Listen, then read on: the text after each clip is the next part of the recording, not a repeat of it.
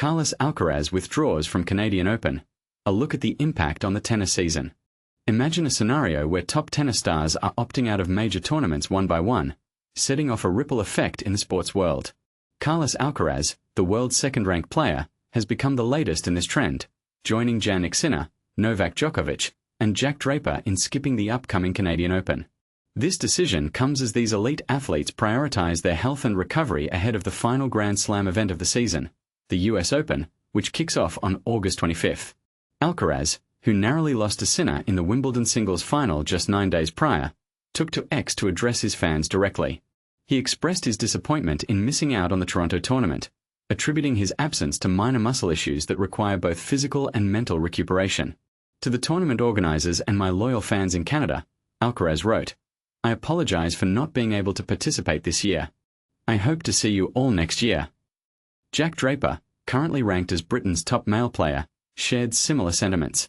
He disclosed on X that he had sustained an injury in his left arm following Wimbledon, prompting him to skip not only the Canadian Open but also the Cincinnati Open, which begins on August 5th. "I need to ensure my arm heals completely to perform at my best for the remainder of the season," Draper explained. "Unfortunately, this means I won't be competing in Toronto or Cincinnati. See you in New York City." Sinner, too, is taking precautions to safeguard his elbow, which he injured during a tumble in his fourth-round match against Grigor Dimitrov at Wimbledon. Meanwhile, Djokovic faced several minor injuries during his tournament run, with a groin problem ultimately leading to his withdrawal from Toronto. With Alcaraz and Djokovic out of the picture, Alexander Zverev, the world's third-ranked player, and Taylor Fritz, currently ranked fourth, are expected to take on leadership roles as top seeds at the Canadian Open. This situation highlights the growing concerns among professional tennis players regarding tournament scheduling. Many athletes have publicly criticized the ATP and WTA tours for overloading their schedules, leading to increased risks of injury. In March, the Professional Tennis Players Association, PTPA, co-founded by Djokovic, launched legal action against tennis's governing bodies in the United States, the United Kingdom, and the European Union, arguing on behalf of all players. On June 26th, the PTPA revised its complaint, narrowing its focus to the ATP and WTA tours, despite ongoing negotiations with all 4 Grand Slam tournaments. This strategic move underscores the players' commitment to advocating for better conditions and fairer treatment. In a lighter note, Australian Nick Kyrgios made a triumphant return to the court at the DC Open, partnering with French veteran Gael Monfils in the men's doubles. It marked Kyrgios's first match since March and only his 6th of the year. However, their efforts fell short as they were defeated 2-6, 2-6 by Edouard Roger-Vasselin and Hugo Enwes. But here's where it gets controversial. Is the current tournament schedule sustainable for players' long-term careers? How much control should athletes have over their playing schedules? Share your thoughts in the comments below. Alcaraz withdraws from Canadian Open. What it means for tennis. In a stunning turn of events, tennis fans are in for a disappointment at next week's Canadian Open in Toronto. World number 2 Carlos Alcaraz, fresh off his Wimbledon final loss to Jannik Sinner, has officially withdrawn from the tournament to focus on recovery from lingering muscle issues. But here's where it gets controversial. This isn't an isolated case.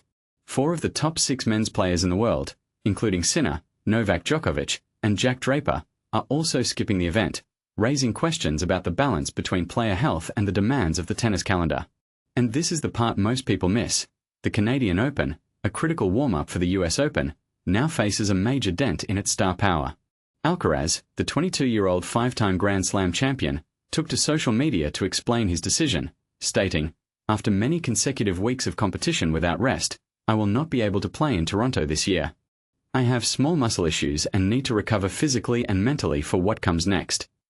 His words highlight a growing trend in elite sports, the prioritization of long-term health over short-term competition. The stakes? A tournament that was already missing top names like Sinner, who cited health concerns, Draper, recovering from an arm injury, and Djokovic, dealing with a groin issue from his Wimbledon run. While Alcaraz's absence is framed as a necessary step for recovery, it also underscores the grueling nature of the tennis schedule. The Canadian Open, set to begin on Sunday and run through August 7th, now faces a tougher sell to fans. Meanwhile, the US Open looms just a few weeks later, starting on August 24th. But let's dig deeper. Is this mass withdrawal a sign of the sport's unsustainable pace, or simply a reflection of players taking control of their well-being? Should tournaments adapt their schedules to better accommodate player recovery, or is this a natural consequence of pushing elite athletes to their limits? The debate is far from settled. As the tennis world scrambles to adjust, fans are left wondering, will the absence of these stars make the US Open even more unpredictable, or will the Canadian Open suffer in reputation for being a casualty of the schedule grind? We'd love to hear your take. Drop a comment below and let us know if you think players owe it to fans to compete, even at the cost of their health, or if rest is the smarter long-term play. Jack Draper injury update. Targets US Open return. Shocking news for British tennis fans.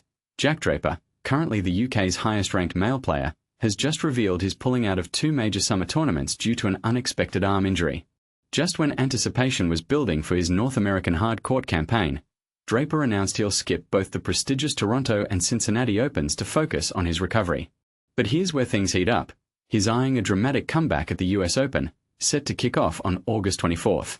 After a remarkable run to the semifinals at last year's US Open, a career milestone that put him firmly in the global spotlight, Draper's sudden setback comes as a surprise. Explaining the decision, Draper took to social media to reassure fans. After Wimbledon, I picked up a minor injury in my left arm. It's not a major problem, but I need to let it heal completely so I'm ready for the rest of the season. The timing couldn't be tougher. The Canadian Open, beginning July 26th, and the Cincinnati Open, starting August 4th, are crucial warm-up events for top players preparing for the US Open. Missing these tournaments raises an interesting debate. Should an athlete prioritize short-term exposure or long-term health? And, given Draper's young age, just 23, is this a wise move for his career longevity, or a lost opportunity to build momentum?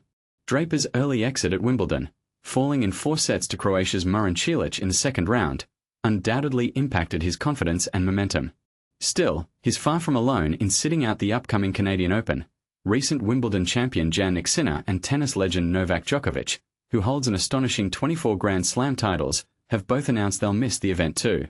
What's behind this growing list of withdrawals? Are elite players finally prioritizing recovery over relentless scheduling, or is something else at play in the tennis calendar?